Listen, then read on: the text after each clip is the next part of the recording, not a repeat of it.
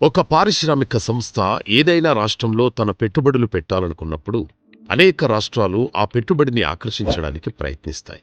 అయితే ఆ సంస్థ పెట్టాలనుకునే యూనిట్ అవసరాలను తీర్చగలిగే వ్యూహాత్మక ప్రాంతాన్ని ఆ సంస్థకు చూపించగలిగిన రాష్ట్రమే ఆ పెట్టుబడిని సాధించగలుగుతుంది. ఈ విధంగా హిందాల్కో సంస్థకు కుప్పం ప్రాంతాన్ని చూపించి విజయం సాధించింది ఏపీ ప్రభుత్వం. కుప్పం వ్యూహాత్మకంగా బెంగళూరుకు 120 కిలోమీటర్లు మరియు చెన్నైకి 200 కిలోమీటర్ల దూరంలో ఉండటం పెద్ద లాభం. దీనివల్ల పొరుగు మెట్రో నగరాల్లోని మౌలిక సదుపాయాలను సమర్థవంతంగా వినియోగించుకోవచ్చు. ఆ కంపెనీ రాష్ట్రానికి రావాలంటే రాష్ట్రం ఇచ్చే ప్రోత్సాహకాలు కూడా ముఖ్యం.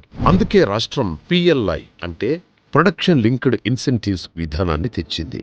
ఇదొక్కటే కాదు, ఏపీకి ఉన్న పొడవైన తీర ప్రాంతం, అభివృద్ధి చేయబడిన పోర్టులు, రైల్వే నెట్వర్క్ ఇవన్నీ ఏపీని పెట్టుబడుల గమ్యస్థానంగా మారుస్తున్నాయి. కుప్పం చుట్టూ ఎలక్ట్రానిక్ హబ్ మాత్రమే కాదు, ఎడ్యుకేషనల్ హబ్ కూడా ఉంది.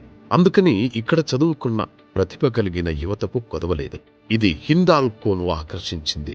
వీటన్నిటికన్నా ముఖ్యమైనది స్పీడ్, తక్షణ స్పందన, వేగవంతమైన నిర్ణయాలు, అనుమతులు. వీటి విషయంలో ఆంధ్రప్రదేశ్ను మించింది లేదు.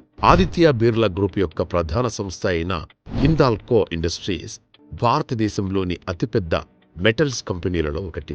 హిందాల్కో సంస్థ దాదాపు 586 కోట్ల వ్యయంతో ఇంటిగ్రేటెడ్ అల్యూమినియం ఎక్స్ట్రాక్షన్ ఫెసిలిటీని కుప్పంలో ఏర్పాటు చేయనుంది.